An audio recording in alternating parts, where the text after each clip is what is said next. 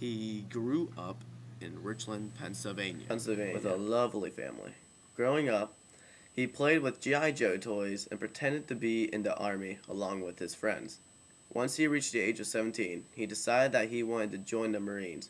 Heading to Paris Island, South Carolina, he started his basic training as a young recruit in America's elite fighting force. At the camp, he learned to work hard as it became apparent what leadership truly was.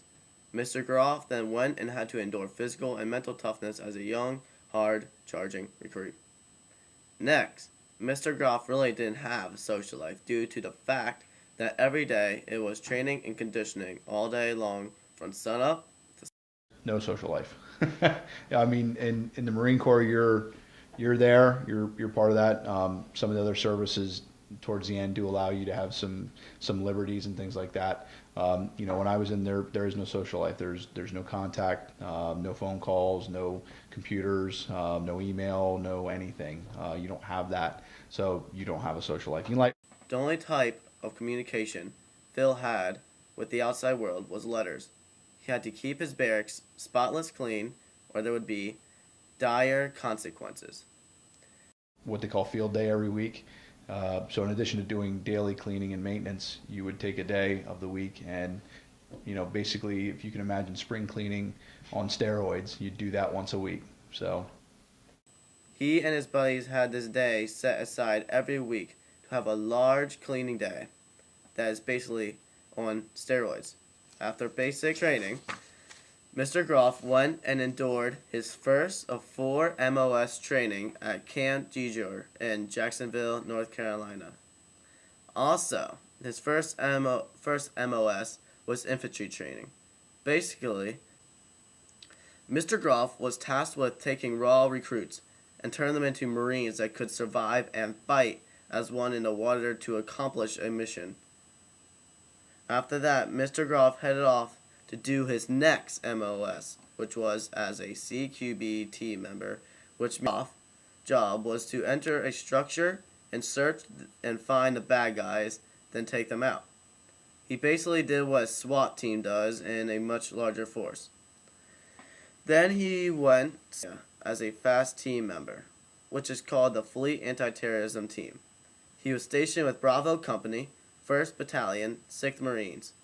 The Fast Company was more high-paced and kept the soldiers on their feet. you may deploy within, a couple hours notice to areas around the world, whether it was a U.S. embassy or naval facilities, and we could be called upon to go and reinforce them if there was a threat from terror attack.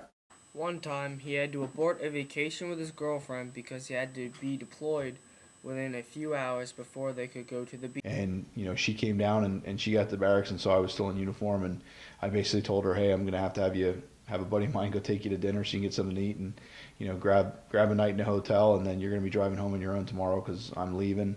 I don't know where I'm going or when I'm coming back, but I know that. Even though Phil Groff had less leisure time with the Fast Company, he still enjoyed his time served there. It became his favorite years of serving with the Marines. The reason was mainly because the men and women there were full of morale and spirit, which made the soldiers feel welcome. Another reason was because the Fast Company worked with many weapons and were able to fire them at ranges. This allowed him and the other Fast Company members to be the best teachers for various of camps and units to learn about different, mainly handheld weapons. After he was done with Fast Company, his job during the Kosovo War was to go and do a MEU, which was Marine Expeditionary Unit. And we go on a group of ships, and in those groups of ships, you kind of troll around, and if there's a hot spot or something that comes up, oftentimes that unit is one of the first ones that gets sent to go do whatever they need to do, and there's a large group of different types of mission sets. Mr. Groff was never on any frontline situation, but if an American pilot were to be shot down, they were sent in to find them and bring them out safely. Mr. Groff's friendships as a Marine helped him form bonds of mutual respect between him and his buddies.